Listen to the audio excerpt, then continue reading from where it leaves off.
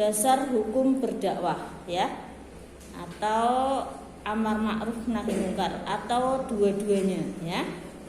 Nah, mengapa ini perlu saya sampaikan? Supaya Anda tuh tahu bahwa berdakwah itu ternyata ada dasar hukumnya ya. Tidak ngawur ya, tidak asal berdakwah. Ini ya. Di sini kita lihat di slide show-nya ya kan, di situ bahwa dasar hukum berdakwah yang pertama itu dari surat Ali Imran ayat 110. Nah, nanti Anda bisa recheck di itunya apa di Al-Qur'annya ya. Sampai itu baca Al-Qur'an sehari semalam berapa kali? Alhamdulillah. Ba'da apa sama ba'da apa? Maghrib sama bagus. Itu sudah berapa tahun dilakukan begitu? Hah? 8 tahun. Alhamdulillah. Terus ya, bismillahnya sampai akhir hayat ya. Jadi mulai sekarang yang belum niat, diniati hidup kita adalah bismillahirrahmanirrahim. Nawaitu urip lakoni perintahe Gusti Allah. Nah, perintah Gusti Allah kok ya termasuk sholat tadarus ya kan. Jadi kok wis diniati bismillah niat ingsun urip lakoni perintah Gusti Allah tekan mati lillahi taala. Kan ora urusan engko nang tengah-tengah harap nungsang dibalik orang ngerti sing penting wis niat kayak gitu. Insyaallah nanti juga akan terus menjadi baik kan gitu. Nah, kemarin sudah saya kasih tahu juga kita niat menjadi warasatul anbiya ya kan, ulama. Jadi nanti jos sampai jadi manusia yang terbaik ya kan, ya takwa ya ulama. Allahumma amin. Oke, saya teruskan ya. Jadi dasar hukum berdakwah ini ada di surat Ali Imran ayat 110 ya, yang ke-1 ini dasar hukum yang pertama, yaitu yang berbunyi begini. A'udzubillahi minasyaitonirrajim. Bismillahirrahmanirrahim. Kuntum khairu ummatin ukhrijat linnasi ta'muruna bil ma'rufi wa tanhauna 'anil munkar wa tu'minuna billah ya. Walau amana ahlul kitabil kana khairan lahum minhumul mu'minuna wa aksaruhumul fasiqun. Itu ya di surat Ali Imran ayat 110. Nah, ini di sini ada kata-kata ya. Kuntum khairu ummatin ya. Bahwa kita itu umat Islam itu adalah sebaik-baik umat ya. Jadi kita harus pede ya, harus bangga bahwa kita adalah umat yang terbaik dari seluruh umat manusia. Dasarnya apa ini di surat Ali Imran ya, bahwa kita orang muslim adalah umat yang terbaik ya. Nah, tapi kebaikan kita untuk apa? Dilanjutkan di sini. Ukhrijat linnasi ta'muruna bil ma'rufi wa tanhauna 'anil munkar. Yang disuruh ya, dikeluarkan ini maknanya di sini disuruh, diperintah untuk amar ma'ruf nahi mungkar. Makna dari amar ma'ruf adalah memerintahkan baik kebaikan, artinya mengajak orang lain untuk berbuat baik. Dan nahi mungkar itu maknanya berarti mencegah hal-hal yang tidak baik. Nah itu, jadi ternyata kita itu menjadi umat Islam itu memang umat terbaik, ada tujuannya, yaitu supaya amar ma'ruf nahi mungkar. Nah, diteruskan di sini, wa tu'minuna billah. Ya, tidak hanya amar ma'ruf nahi mungkar itu sembarangan amar ma'ruf nahi mungkar ya. Misalnya apa? Perintah baik, bangun jalan itu kan baik ya. Nah, tapi di sini tidak tu'minuna billah. Artinya apa? Tidak beriman kepada Allah, sehingga apa? Bangun jalannya pakai uang haram itu nggak boleh. Tapi di situ harus tu'minuna billah. Dan juga disuruh kita untuk menyampaikan iman kepada Allah. Lah makna iman apa? Yang ada di rukun iman yaitu ada 6 ya kan? Iman kepada Allah, iman kepada malaikat, kepada kitab Allah, kepada utusan Allah ya, terus kemudian kepada ya apa? hari akhir, baru qada dan qada. Ini 6 ini inti dari seluruh iman. Padahal iman itu banyak sekali cabangnya ya. Ada haya itu malu ya. Jadi orang yang tidak beriman pasti rasa malunya kurang. Nah, kalau kita kok nggak punya rasa malu, dipertanyakan itu berarti kita tidak beriman atau kurang imannya, kurang sempurna. Maka semakin banyak malunya itu semakin baik. Tetapi malu yang pada tempatnya. Contoh ya, orang disuruh ngaji kok malu ya, tapi disuruh joget kok seneng. Lah itu malah error, itu maksudnya imannya error ya. Seharusnya malu disuruh joget tapi disuruh ngaji seneng ya. Jadi malu yang sesuai dengan ajaran Islam. Nah, hal-hal yang tidak baik itu membuat kita malu untuk melaksanakan itu ya. Itu misalnya cabang iman itu, walaupun intinya ada 6 tadi ya, tapi cabangnya macam-macam. Terus kemudian teruskan sini, walau amana ahlul kitabi lakana khairul lahum.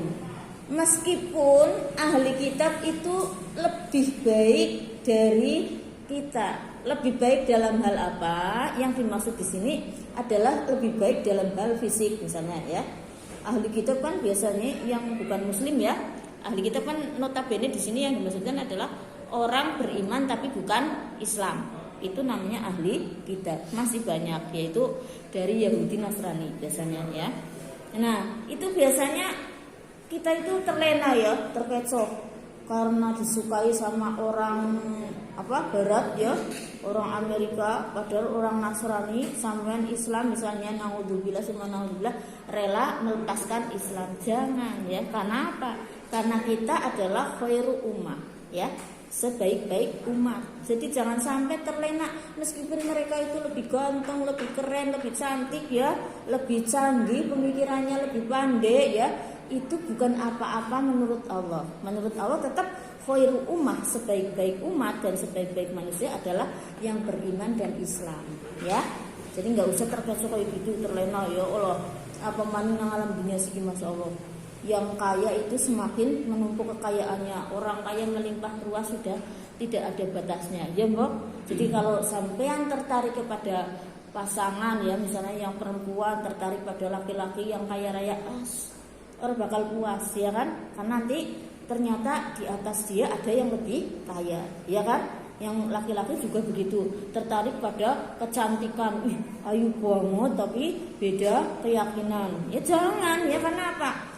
Tidak ada puasnya. Nanti ternyata setelah menikah dengan dia, ada yang lebih cantik, ya kan? Nah, makanya di situ yang paling utama adalah iman dan Islam, ya. Oke, saya teruskan ya. Jangan terlena atau tertarik ya, atau terkecoh oleh ahli kitab atau selain Islam, meskipun mereka lebih baik dari hal materi dan fisik, ya. Oke. Lanjutkan. Minhumul mu'minuna wa aktsaruhumul fasiqun. Nah, di antara ahli kitab itu ternyata ada yang beriman tapi kebanyakan mereka adalah orang fasik. Nah, yang beriman itu seperti apa? Yang misalnya enggak apa-apa kamu Islam aja, aku tetap keyakinanku ini, kamu jadi istriku, itu misalnya, itu kan beriman. Artinya dia sebenarnya iman kepada agama Islam, cuma dia tidak mau menganut agama Islam. Banyak yang seperti itu ya. Karena apa? Ada yang karena takut, sudah diwanti-wanti kan, tidak boleh keluar dari agamanya, kan gitu. Banyak loh. Jadi semua doktrin agama itu banyak yang sama ya. Islam, kayak Islam. Kalau sudah Islam kan tidak boleh keluar dari agama Islam kan, namanya murtad. Dan murtad itu neraka gitu ya. Nah, di agama lain juga seperti itu, didoktrin seperti itu. Kalau kamu keluar dari agama ini, kamu menjadi domba yang tersesat. Pernah dengar domba yang tersesat? Jadi kita itu menurut agama mereka, kita adalah domba yang tersesat. Karena apa? Kalau yang lainnya manut ke mereka ya, digiring istilahnya menjadi penganut mereka ya, terus kemudian mengikuti ajaran mereka, sedangkan kita berbeda. Jadi kita diarani domba yang tersesat. Nah, ibarat dan ini muka-muka ibarat jangan domba temenan ya. Soalnya ada sing ngarani domba temenan kan malah bayi ya, manusia diarani domba ya. Oke, saya lanjutkan.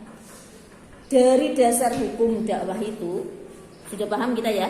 Berarti kita memiliki dasar hukum berdakwah yang kuat dan wajib berdakwah. Karena di dalam surat Ali Imran ayat 110 tadi sangat jelas kita diperintah untuk berdakwah, menyampaikan ajaran Islam ya, dan mengajak orang lain masuk Islam. Tetapi tidak boleh juga sudah punya agama terus sampean bilang kamu masuk agama Islam aja nanti masuk surga, kalau agamamu itu masuk neraka. Nggak boleh sevulgar itu ya.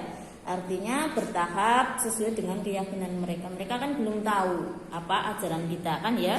Terus mereka juga belum mengerti apa mereka itu kalau misalnya keluar dari agama mereka tidak masuk neraka. Mereka juga punya neraka ya, masuk neraka juga kalau keluar dari agama mereka kan gitu. Artinya apa? Kalau masalah berdakwah yang terkait dengan mengajak orang lain untuk masuk Islam, memang itu harus luar biasa hati-hati dan juga harus betul-betul membuka wawasan ya, dan ya pokoknya banyak hal yang perlu dipertimbangkan. Nah, tapi kalau yang kedua, dakwah kan artinya juga mengajak orang lain melaksanakan ajaran Islam. Lah itu untuk siapa? Untuk sesama muslim. Lah itu manten kepenak ya angel ya kan? Ayolah sholat gitu misalnya, wah sok alim kan itu ya, teman kita diajak sholat malah bilang wah sok alim kan gitu, kadang-kadang. Nah tadi angel juga. Oke, sudah ada dasar hukum yang pertama. Yang sekarang dasar hukum yang kedua masih di surat Ali Imran juga. Kalau tadi itu di surat Ali Imran ayat 110 ya, berarti kan lebih jauh 110 lah. Sekarang ini 104, berarti sebelum 110 kan. Nah, ini sudah ada, tapi saya tempatkan di yang kedua. Mengapa di buku saya ya? Di buku saya tempatkan menjadi yang kedua karena yang 110 itu masih umum banget ya. Nah, penafsirannya ya, tujuannya, dakwahnya. Tapi kalau yang ini yang 104 itu sudah spesifik ya. Sudah sudah menyangkut pada hukum dakwah. Nah, ini saya terangkan ya. Sampean lihat di sini ya, di situ ya. Bismillahirrahmanirrahim ya. Wal takum minkum ummatu yad'una ilal khairi wa ya'muruna bil ma'rufi wa yanhauna 'anil munkar wa ulaika humul muflihun ya. Lah kata-kata di sini ini diperhatikan dengan seksama supaya Anda itu tahu dasar hukum berdakwah dan hukum berdakwah itu apa. Kalau dasar hukum kan ini yang saya sampaikan ya, ayat-ayat Al-Qur'an dan nanti saya tambah hadis, itu namanya dasar hukum. Dasar hukumnya berdakwah. Jadi ketika berdakwah kita punya dasar gitu ya, dasar hukum kan gitu, paham ya? Nah, sekarang hukumnya. Hukum dengan dasar hukum berbeda ya. Kalau dasar hukum berarti yang untuk mendasari ya kan? Nah, berdakwah itu dasarnya apa? Nah, kalau hukum berarti hukumnya berdakwah apa? Kan gitu. Oke, saya lanjutkan ya. Ini kata-kata di sini minkum ya. Ya. Di kata minkum di sini ya, kata minkum ini kata min ya, itu terlihat di slide tapi enggak ya, ternyata enggak ya. Ya nih, tapi Anda bisa melihat ya di sini. Minkum. Kata min di sini ya. Min itu asalnya karena enggak ada papan tulis jadi lihat di situ aja ya. Kalau ada papan tulis saya tuliskan min gitu kan. Enggak ada ya Bapak. Minkum. Jadi kata-kata min dengan kum ya. Min ini ya, lihat di papan tulis atau yang lihat buku bisa ngikuti ya. Bisa ya. Nah, ini kata min di sini ya, slide ke papan tulis ya. Kata min di sini kemudian menimbulkan dua pendapat ulama ya. Jumhur ulama itu memiliki dua pendapat yang berbeda. Yang pertama, menafsirkan. Jadi ulama yang menafsirkan Al-Quran, mufasir ya. Jadi mufasir memiliki dua pendapat tentang hukum berdakwah. Bukan dasar hukum ya, kalau dasar hukum ayatnya, Al-Qurannya. Ini hukum berdakwah. hukumnya apa toh berdakwah gitu loh ya. Nah, ini ada dua pendapat dari jumhur ulama. Yang pertama, min di sini ya, kata minkum, min itu dimaknai dengan makna litabyin. Apa? Litabyin. Maknanya menjelaskan. Bayanun ya. Itu kata menjelaskan. Menjelaskan apa? Menjelaskan ini. Takun ini ya. Menjelaskan kalimat yang di depannya. Jadi makanya kata min, minkum, kumnya ini dari takun ini tadi ya, antum ya, kata antum kan ini maknanya kan dari antum ya, dari di sini ada menyimpan kata antum kan ya. Antum atau kalian semua itu disuruh berdakwah, tapi tidak semuanya apa? Tapi semuanya, yaitu min di sini menjelaskan kamu semua itu loh disuruh berdakwah ya. Makanya dikatakan litabyin karena min di sini menjelaskan kata antum di depan ya.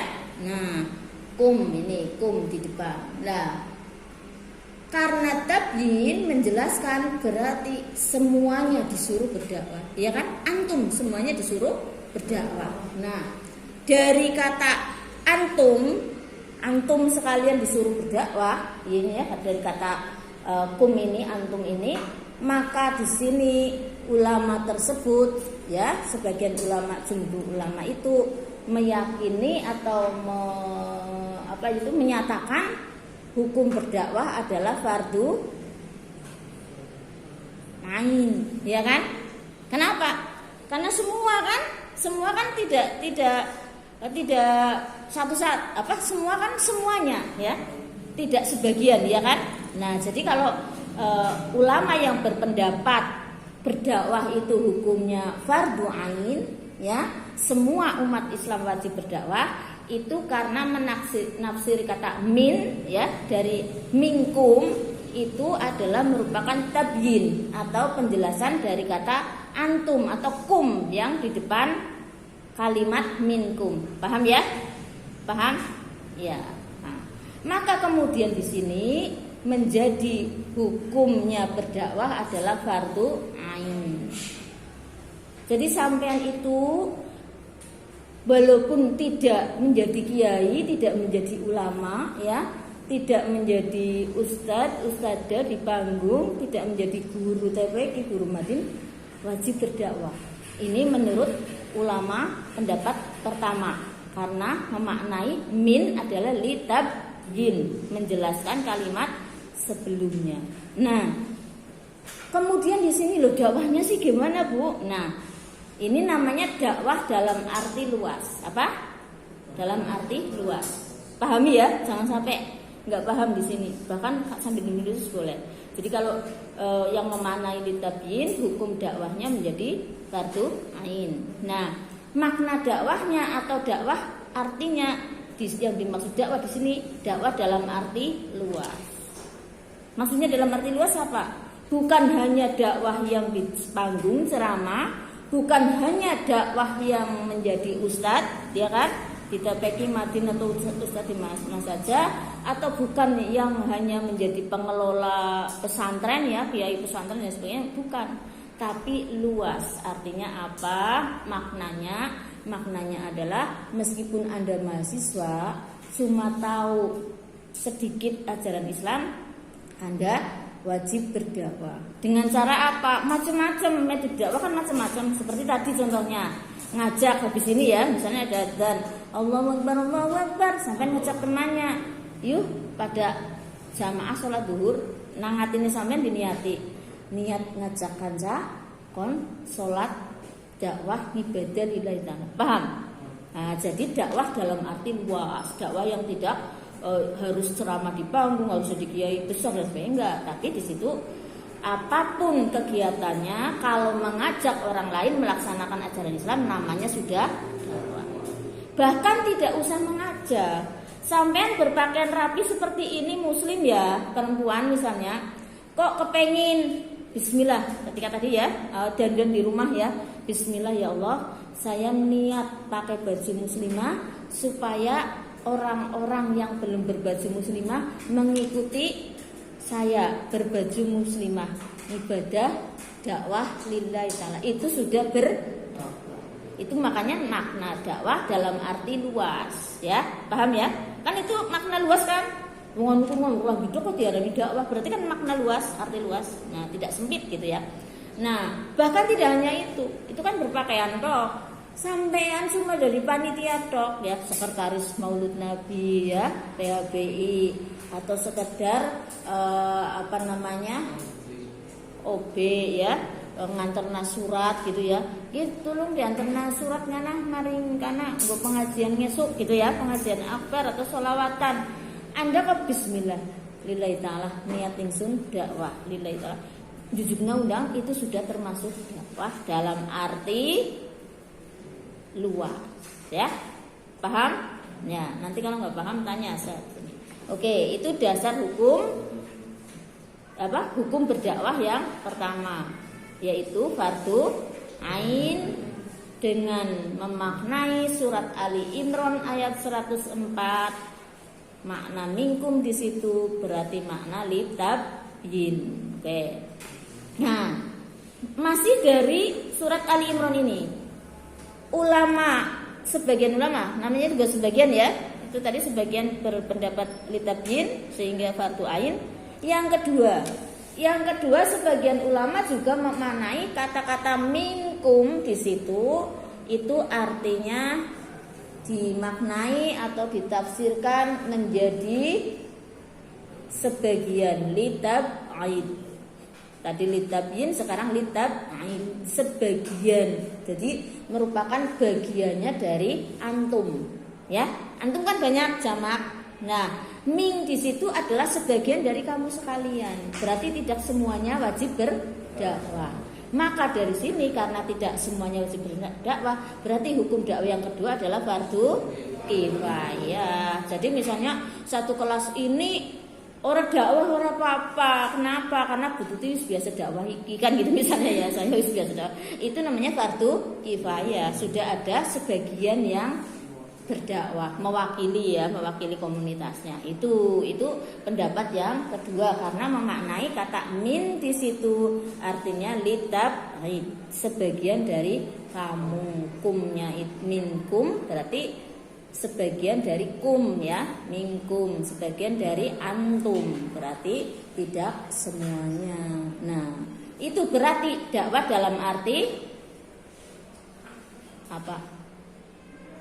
Yang fardu kifayah, hukum dakwah fardu kifayah berarti dakwah dalam arti sempit ya, kebalikannya tadi. Karena apa? Yang dimaksud dakwah di sini adalah ceramah kan gitu ya. Yang dimaksud adalah mengajar Al-Quran. Yang dimaksud dakwah adalah menjadi pengasuh pesantren, ya kan? Karena sebagian ya, tidak semuanya. Nah, maka dakwah dalam arti sempit. Nah, nanti juga ada pendukung hadisnya ya. Nanti di sini kita teruskan ya di hadisnya. Ini sudah dijelaskan di sini di bukunya. Nanti Anda itu ya bisa melihat juga ya. Nanti di hadisnya ini ada kata-kata mana nih hadis ya.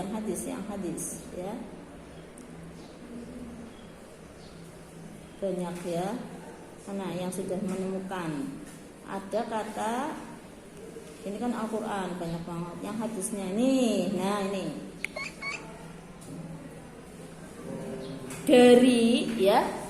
dari apa? Nyambung penjelasan tadi.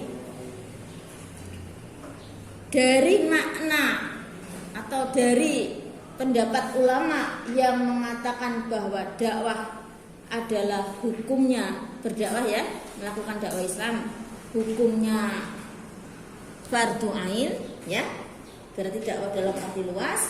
Berarti kata dakwah itu bisa dimaknai dengan hadis lain, yaitu ini belighu ani walau ayat. Mengapa? Karena di sini walau ayat, belighu, sampaikanlah ya, wahai kamu sekalian, sampaikanlah ani dari saya Rasulullah, walau ayatan, walaupun cuma satu ayat.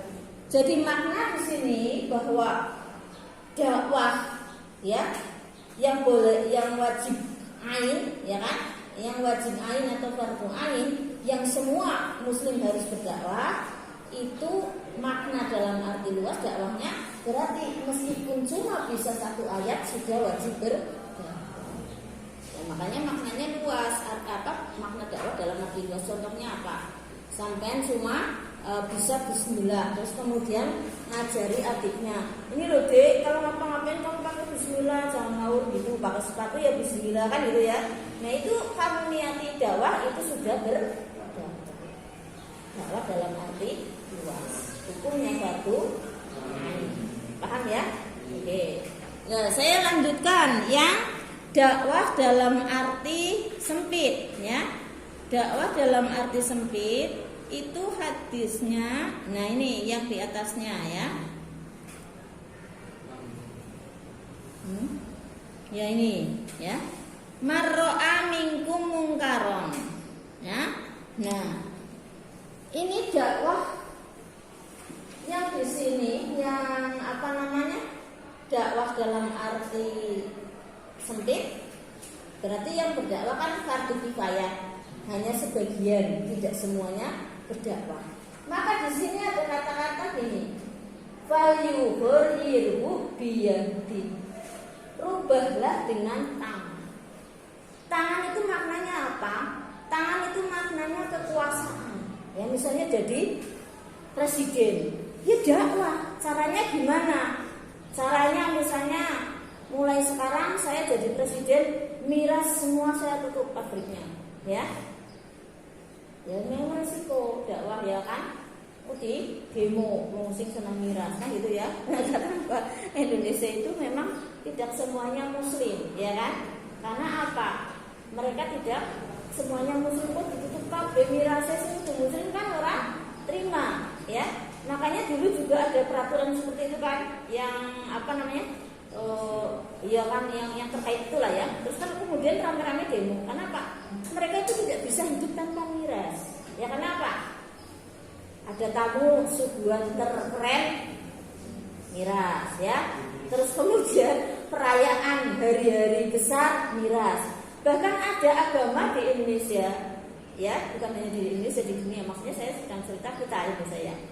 Itu ada yang di situ ada kematian pun pakai miras ya. Karena apa? Penghormatannya itu dengan itu seperti itu ya, mabok barang dan sebagainya dan sebagainya. Itu seperti itu. Nah kan nggak bisa miras ditutup. Nah terus gimana dakwahnya?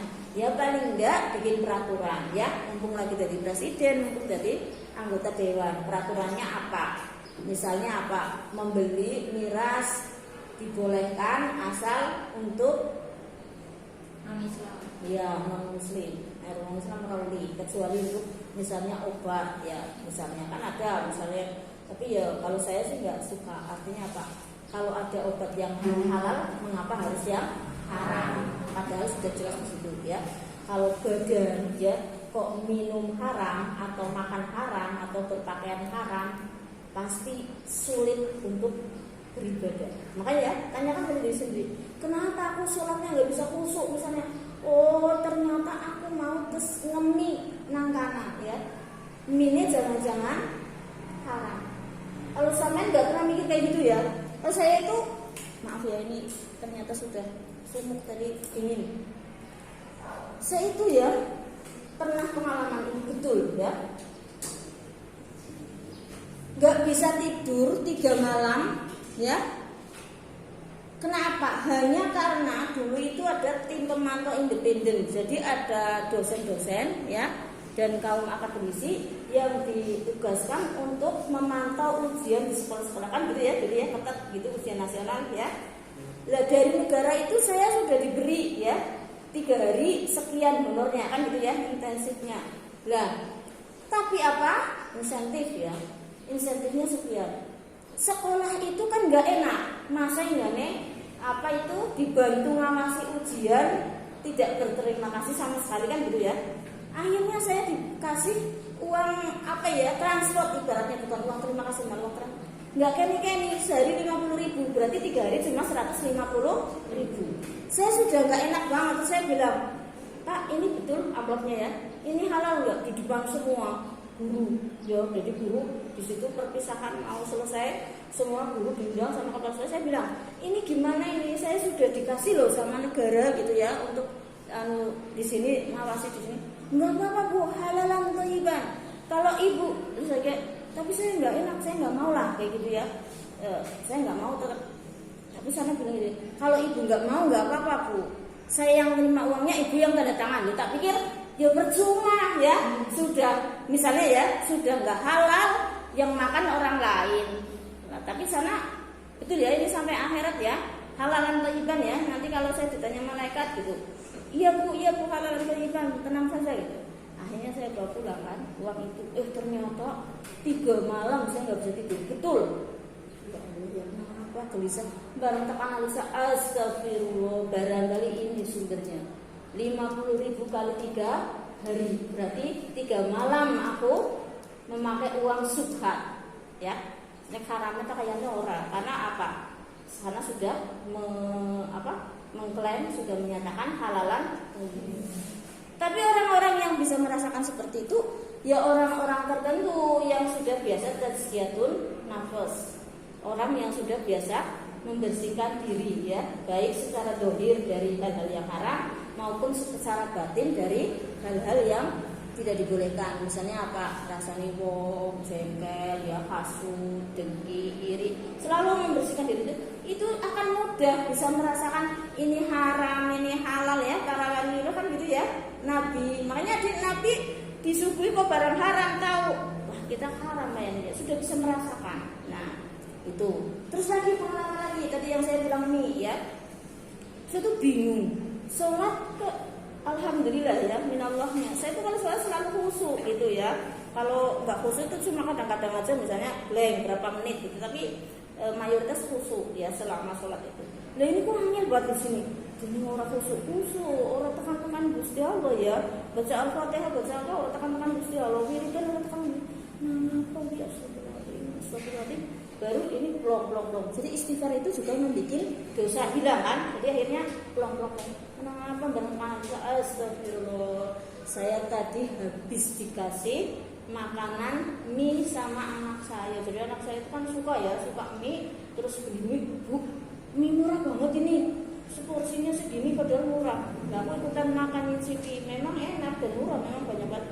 Loh, kok habis itu nggak khusus? Terus saya bilang ke anak saya, jangan beli di situ lagi lah, walaupun murah. Kenapa sih Bu? Barangkali itu ada daging yang nggak halal atau apa. Loh kok ibu bilang begitu? Suudan, bukan suudan. Ibu ngerasa saya habis makan itu kok nggak khusus. Jangan-jangan Bu, itu jangan-jangan. Jadi sampai sekarang anak saya nggak boleh beli di situ lagi. Bu ya. Juga pernah sebelah ya. Ini anak yang kedua tadi. Anak yang ketiga yang almarhum. Tiba-tiba, Bu, ayo Bu, makan sebelah Bu, gitu. Dia beli sebelah habis pulang dari sekolah ya, waktu itu masih Alia. Aku mau makan kadang sedikit. Habis itu tenang. Nangkene petang ya, artinya kayak ada hijabnya antara saya dengan Allah ya. Kalau nggak ada hijab kayak gitu, saya ngomong juga ini nyambung ke Allah ya, bilang Allah juga nyambung ke Allah. Itu saya gitu. Kalau sama kayak gitu nggak? Nyambung. Alhamdulillah. Nyambungnya kemana? Hah? Ke Allah temenan? Alhamdulillah. Insya Allah sampai termasuk minba'in subhanil. Ya. Surga min ahlil jannah. Amin ya. Mudah-mudahan istiqomah atal jannah ya. Artinya sepanjang hayat ya. Itu kan nyambung ya. Nah ini nggak nyambung, petang banget di sini. Akhirnya saya bilang, sampean apa? Tumbasin di sebelah kayak mana aku di sekolah. Ini semuanya jajan aku sih Bu. Bikin orang khusuk kayak yang sing haram lah, apa sing subhat gitu. Jadi lah orang jadi aku biasa bae gitu ya. Berarti mungkin beda. Artinya beda tuh anak saya mungkin tidak bisa merasakan atau ya karena itu, karena cuek biasa nggak memperhatikan makan makanan. Sing penting anak panganan dipangan kan gitu ya. Jadi orang bisa satu itu. Kedua wis biasa orang khusuk dan ya. Jadi kan jadi banyak orang tanya, Bu, gimana tipsnya orang khusuk sholat dan sebagainya, zikir? Itu tipsnya itu ya, kita harus senantiasa tazkiyatun nafas, membersihkan jiwa. Caranya apa?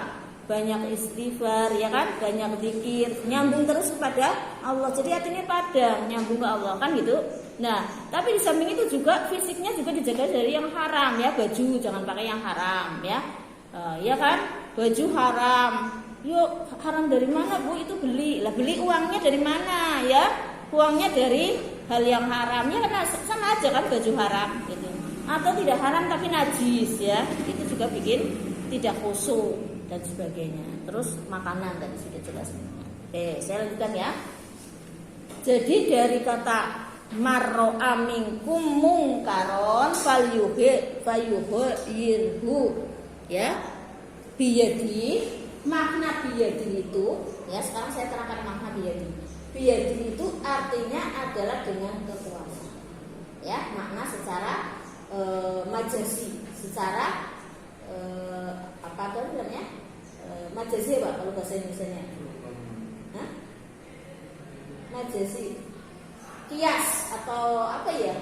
Bukan makna sebenarnya lah. Namanya apa? Makna apa? Sinonim. Ya, bukan. Kalau sinonim itu persamaan. Ya, makna yang bukan sebenarnya. Majasi. Kias. Makanya saya paling mudah ngomongnya kias lah, gitu ya. Kias saja. Iya. Nah, kekuasaan itu mana? Berarti di sini ya dengan tangan. Ya jadi di sini dimakna majaz. Jadi maknanya gue kudu tangan kemenanan, tapi yang dimaksud adalah kekuasaan. Karena lambang kekuasaan adalah tangan, iya kan? Makanya kan itu presiden ya bikin aturan yang untuk dakwah, ya, terus jadi RT juga begitu, ya. Mulai sekarang di RT kita tidak boleh mabok, ya. Nah, kalau yang jengkel mau mabok silakan mabok usaha yang jauh. Di RT kita jangan. Itu wis lumayan loh. Jadi sing mabok kan isi. Mabok nang RT isi dadakan golek nang ndi, dheweke mabok nang ndi kan lumayan bisa menyelamatkan RT paling ora bisa ciri-ciri kalau pada keliru ramane mabok kan gitu. Bisa. Itu dakwah dalam arti luas, ya. Nah, ini yang dalam arti luas berarti di sini ada kata fa'il lam yastati, ya. Kalau kamu tidak bisa dengan tangan, tidak punya kuasa jadi presiden ora, ya kan? Jadi bupati ora, jadi ente pun ora. Udah wae karo kok di lisan, ya.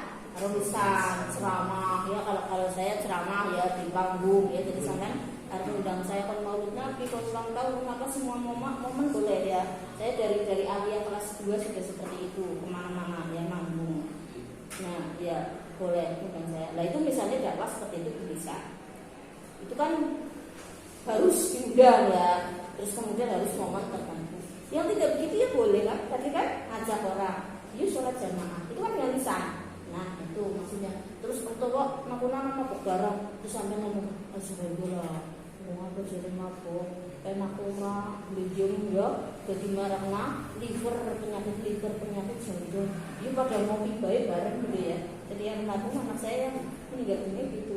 Ternyata dia itu sampai di lubang itu terkenal. Oh, cahaya sih. Jangan ini sholawatan. Padahal namanya sering tongkrongan karo preman-preman kan gitu, ya.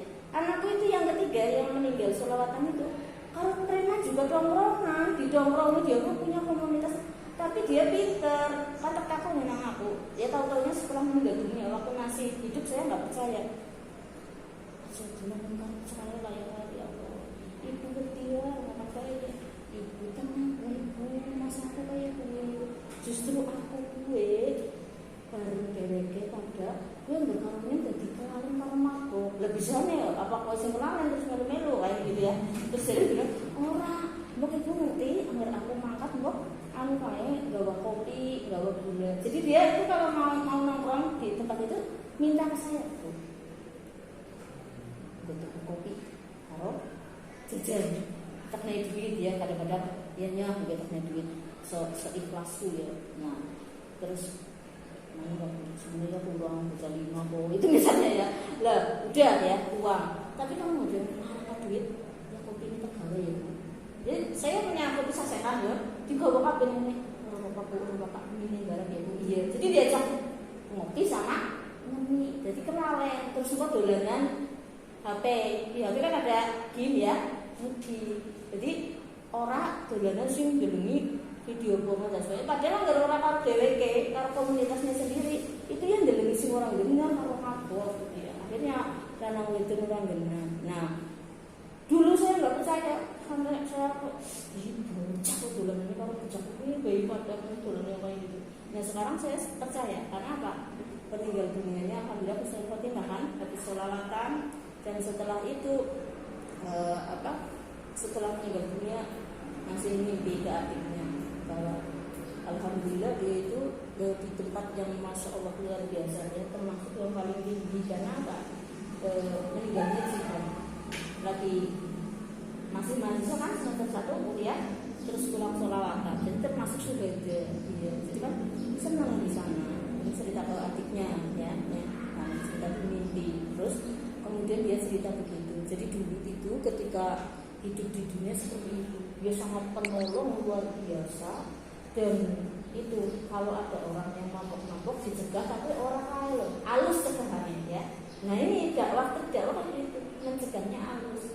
Bisa ngopi bareng kan kelalen, sing kudune mabok jadi kelalen. Jadi ini tadi kalau dengan lisan ngomongi ya kan, kok ngomongnya ora bisa atau aneh ini itu antem. Kalau diantem itu maknanya seperti tadi, tangan juga makna yang bukan majas, tapi lumayan sampai ngomong antem. Jadi saya ingat, jadi makna bidiyati tadi ini tidak hanya bermakna majas, tapi juga ada bermakna dohir, maksudnya bermakna aslinya, yaitu apa? Memang dengan tangan ditempel temenan ya. Ana wong mabuk bliyung niate apa? Men mari kuwi mabuk kuwi kena ya. Tapi ya sembarangan kok tempel sampean sing remuk kok diroyo. Jadi ada triknya ya, dakwah itu ada triknya kan gitu ya. Nah, ini yang sering dipakai ya. Yang bid'ah ini itu sering dipakai oleh organisasi Islam yang radikal ya kan.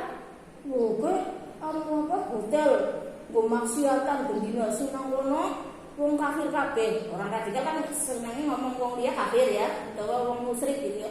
Tiba-tiba dibom bling kan ya.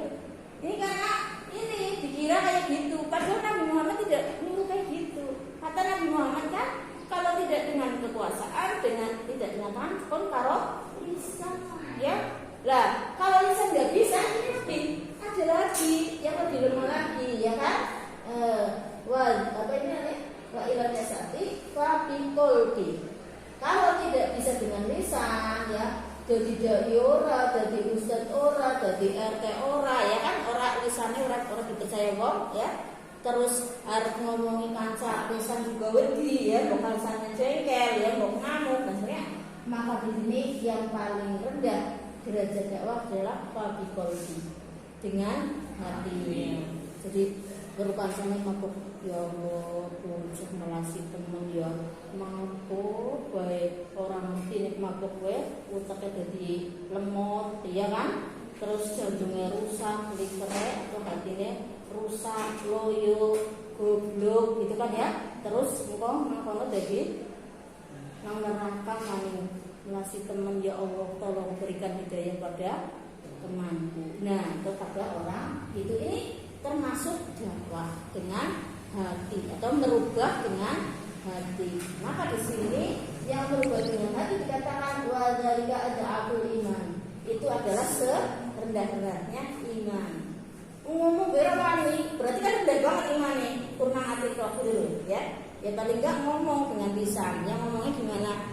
Apa ya dengan cara halus, orang kelihatan banget melarang kan bisa. Enak-enak dijone kayak gue. Kok marah dia gitu. Saya sih nggak tahu cerenya mau apa kan ibu, cere rasanya pahit dan apalah lagi sangar ya. Saya nggak pernah ngambil. Jadi cere tok misalnya ya, enaknya nanti misalnya ya, itu kan termasuk dengan bisa ya didoakan dengan. Nah ini hadis yang itu adalah makna dakwah dalam arti apa? Sekelalen makna dakwah dalam arti ini luas atau sempit?